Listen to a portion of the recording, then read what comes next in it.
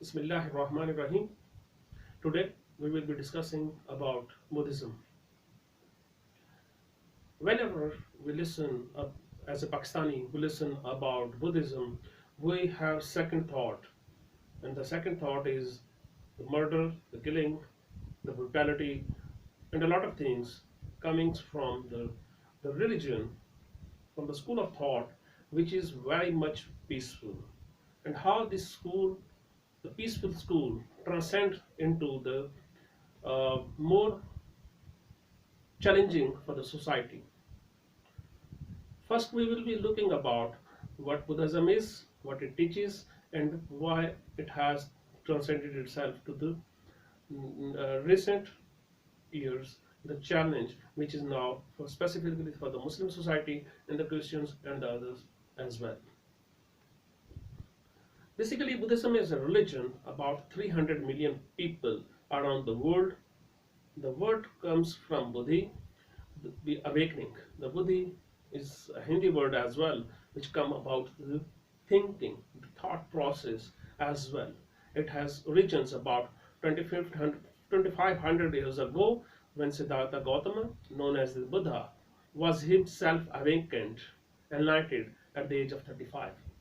At the age of 35, normally when we see this age, it is start of major maturity. When person thinks about society, person thinks about himself, person thinks about the role of population, role of human being in the society. Basically, Buddha explains the purpose of life. It explains the apparent injustice and inequality around the world, and it provides a code of practice or a way of life that leads to the true happiness. The Buddhism equates itself to the happiness, inequates itself to the inequality or injustice, and it says that people have to believe in the good reason of the thought. For those who are interested, they have to uh, give a lot of impetus. They have to take a lot of impetus as well from Buddhism.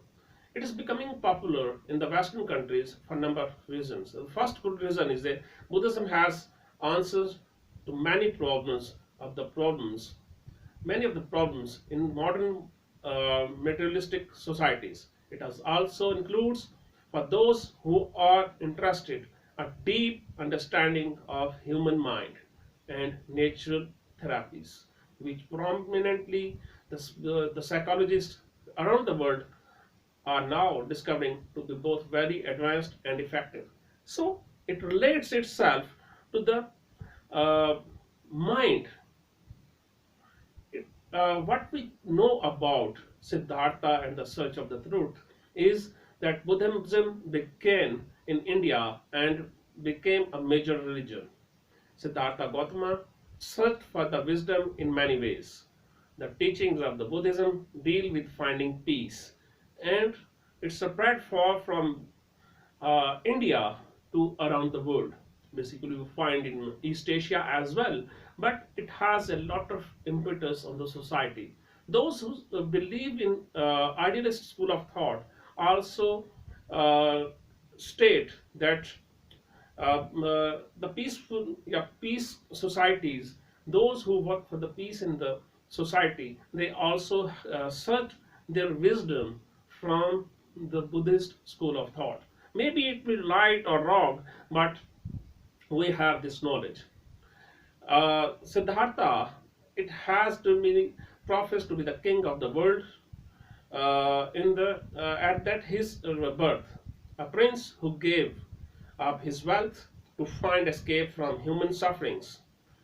He studied with Hindu masters, became an ascetic. He meditated under a bo tree for 49 days and days and night until he experienced enlightenment. Became a wandering teacher dedicated to help others to achieve the nirvana. So now, from thought process to the peace of mind, we have arrived to the nirvana, and nirvana is the achievement when a person, in originality, not self-proclaimed, in originality becomes zero from the outer world wealth, that he don't need the wealth, he don't need these things. Buddhism is basically a religion without God. Each individual must find his or her own way to enlightenment. So it doesn't mean that one has to search for same style. For example, in Muslim political societies, Muslim societies, or other religious societies, the Sufism, they have some specific school of thought for getting enlightenment. But in Buddhism, anyone can opt any way. The main focus is peace of mind and enlightenment. Buddhism states that sufferings and unhappiness are part of human life. No one can escape from sorrows. The second thing, the truth of the Buddhism, it says that suffering comes from desire, and our desires for pleasures and the material goods. And the third truth states that people can overcome desire and ignorance and reach nirvana, a state of perfect peace. People can overcome ignorance and desire by following an eightfold path that leads to wisdom, enlightenment, and salvation. So resultantly, these complete ways, they have to person has to achieve his own peace of mind, and that peace of mind gives him enlightenment. And the eightfold path, it is the knowledge of the four noble truths, right aspiration towards enlightenment, right speech, that is the honest and charitable, right conduct, no drinking, killing, lying, or lust, right living, right effort, right thinking with emphasis on self awareness, right use of meditation as well. So, these eightfold path of Buddhism gives us some message, and that is enlightenment. Now, one come to the appeal of Buddhism. Escape from endless cycle of birth, death, and rebirth through enlightenment, and that is nirvana. Enlightenment, anyone can achieve nirvana. Reliance on individual and searching. The individuals work out their own salvation and avoiding the extreme of self-indulgence and self-mortification, the middle path, and profoundly ethical. So one has to adopt the uh, ethical ways, and disciples of Buddha, they have three main books with languages Pali and Sanskrit, and then books. First is the sutras that teach meditation. Second is Vinaya that teaches discipline. Third is the Abhidharma that teaches wisdom. So one has to achieve meditation, discipline in life, and also wisdom, the far-reaching thinking for his own way. In ancient world, Buddhism has challenged the Hinduism as well. In ancient time, the Buddhism taught that following the Vedic text was unnecessary and challenged the authority of the Hindu priest itself, starting from the Hindu society, the Indian society, the Bharat, the old Bharat, and it itself challenged the uh, uh, Vedic text as well.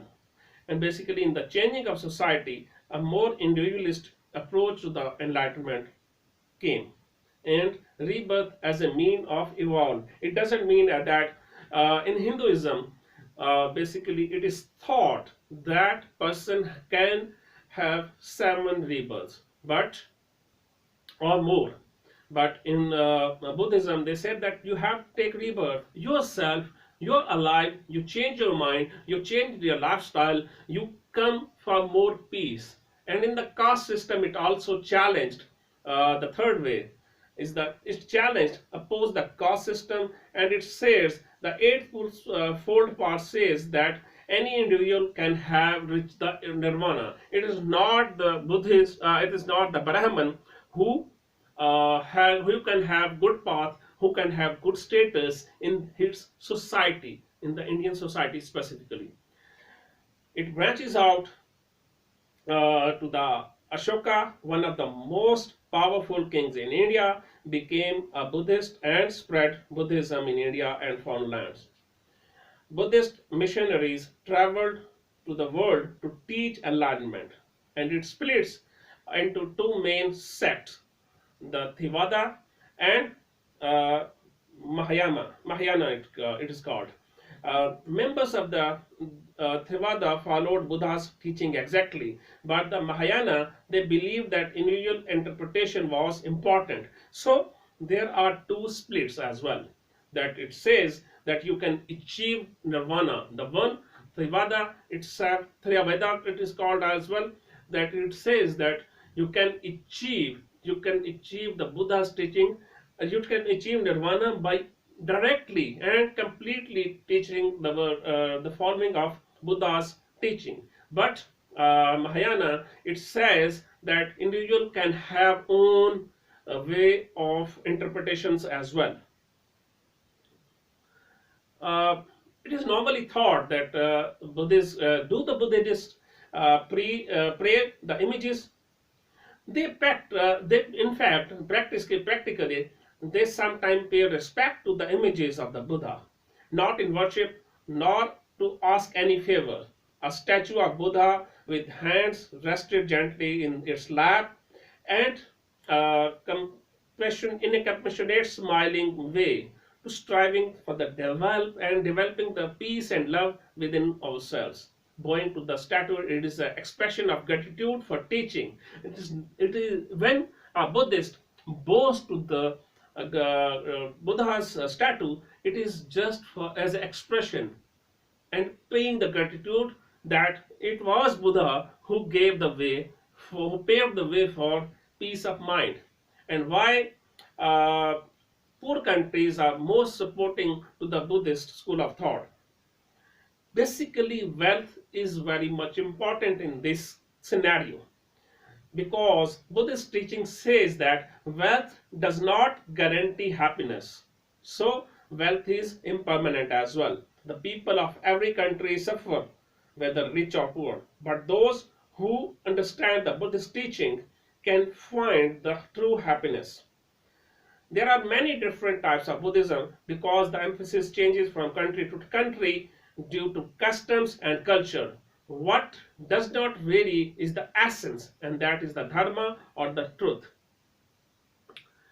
There are the different states have different percentages. Cambodia, it has one of the top percentage, 96%, more than 96%. Thailand, 98%. Myanmar, 87%. Bhutan, 74%. Sri Lanka, 70%. Laos, Mongolia, Japan, Taiwan, and Singapore. Singapore has 33% or 34% of the Buddhists in its population. Now, the second part will be starting, inshallah, in the coming episode.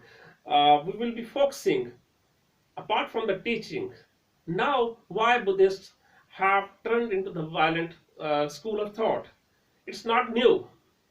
In Thailand, in Myanmar, in India, in Sri Lanka, in Japan, we see a lot of incidents. For example, for food of thought for the next episode, we can say that in 1970s and 2004, Buddhists they called for violence first against the communists, then against the Muslims in Thailand. In case of Myanmar, long-standing issue of Myanmar's Buddhist and Sinhali Muslims was there. In India, the old history of Buddhism is it is also stated that Buddhists killed tens of thousands Jains as they were against the Buddhism.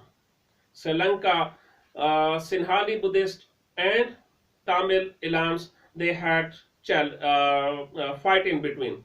And in Japan, World War II, and the myth of killing license, that they were given the license to kill the people, it was there.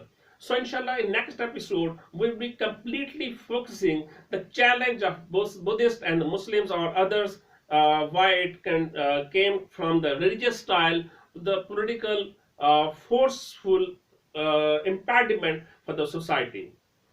Thank you very much. Stay tuned. Dear audience, please like, comment, and share videos for spreading the truth. Subscribe our channel Creative Studio. Press the bell icon for more updates. Keep in touch with us. Thank you.